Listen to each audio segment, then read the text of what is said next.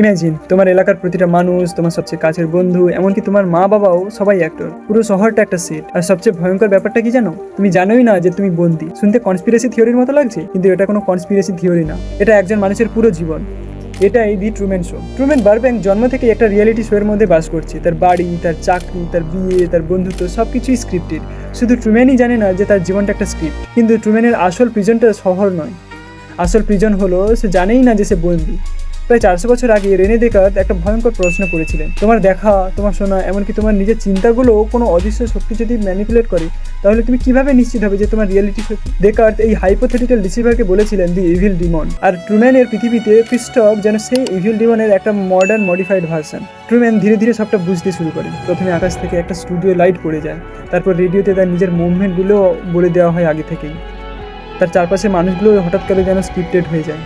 আর তখন ট্রুম্যান প্রথমবার নিজেকেই প্রশ্ন করে, যদি আমার পুরো পৃথিবীটাই মিথ্যে হয়? এই প্রশ্নটাই তার রেবেলিয়নের শুরু। সে জলকে ভয় পাওয়া সত্ত্বেও শেষ পর্যন্ত ট্রুম্যান সমুদ্রে নৌকা নিয়ে বেরিয়ে পড়ে।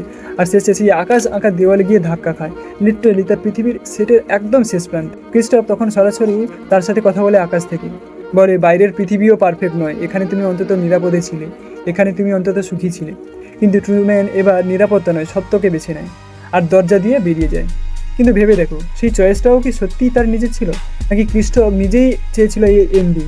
কারণ এটাই ছিল সবচেয়ে ভালো টিভি মোমেন্ট। আসল প্রশ্নটা সত্যি বনাম মিথ্যে না, আসল প্রশ্নটা একটা ফুললি কন্ট্রোল জীবনে শেষ মুহূর্তের সেই বিদ্রোহটাও যদি নিয়ন্ত্রিত হয়, তাহলে সত্যিকারের ফ্রি উইল বলেই কি আদৌ কিছু থাকে? তোমার প্রতিদিনের কোড আনকোড নিজের সিদ্ধান্তগুলো সত্যি কি তোমার, নাকি অ্যালগোরিদম, বিজ্ঞাপন আর সমাজ আগে থেকেই ঠিক করে দিয়েছে তুমি কি চুজ করবে? Because sometimes the hardest reason is to escape is the one you don't know you are in. কারণ কিছু আইডিয়াস শুধু অতীতের না, সেগুলো আজও আমাদের মধ্যে বেঁচে আছে। কমেন্টে লেখো, তুমি কি নিশ্চিত তোমার আজকের সিদ্ধান্তগুলো সত্যিই তোমার নিজের? সাবস্ক্রাইব করে থেকো, পরের সিনেমা, পরের ফিলসফি আরও গভীরে যাবে।